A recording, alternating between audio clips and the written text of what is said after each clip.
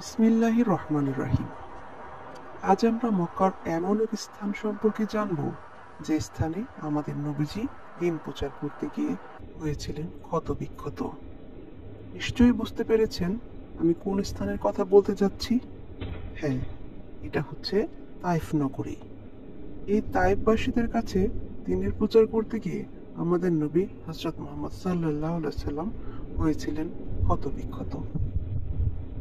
মক্কা থেকে তায়েব যাওয়ার পথে আপনার চোখে পড়বে বিশাল পাহাড় এবং নির্মল আকাশ সহ সুনিপুণ প্রকৃতির দৃশ্যের, যা আপনাকে সৃষ্টিকর্তার প্রতি নতশীল হতে বাধ্য করবে।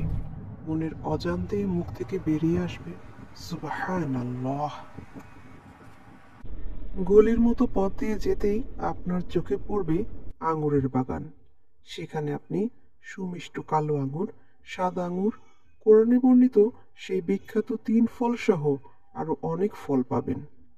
কখনো তাইব যাওয়ার সৌভাগ্য হলে এই ফলগুলোর স্বাদ নিতে একদম ভুল করবেন না। এছাড়া এখানে আপনি দেখতে পাবেন সেই স্থানের যেখানে আমাদের নবীজি সাল্লাল্লাহু আলাইহি সাল্লাম রক্তাক্ত অবস্থায় বিশ্রাম নিয়েছিলেন এবং আদ্দাস নামে এক ব্যক্তি নবীজিকে ফল আহার করিয়েছিলেন। সেই স্থানকে চিহ্নিত করে রাখতে এখন সেখানে একটি মসজিদ নির্মিত হয়েছে, যার নাম আদ্দাস মসজিদ। যে তাইফবাসী নবীজিকে পাথর মেরেছিল, সেই তাইফবাসীদের জন্য নবীজি দোয়া করেছেন, যার বরকতে ফলগুলো এত মিষ্টি। যখন প্রচন্ড গরমে মরুভূমির দেশ সৌদি আরবে প্রচন্ড তাপদাহ, সেখানে তাইফ একটি আরামদায়ক শীতল শহর। তাইফ যাওয়ার পথে আপনি মন ভোলানো বিভিন্ন মসজিদ দেখতে পাবেন, যেখানে নামাজ আদায় করতে পারেন। এছাড়া তাইফে আপনি সেই স্থান দেখতে পাবেন যেখানে নবীজিকে মারার জন্য পাথর মারা হয়েছিল। আল্লাহর ইচ্ছায় সেই পাথর এখনো সেখানে রয়েছে।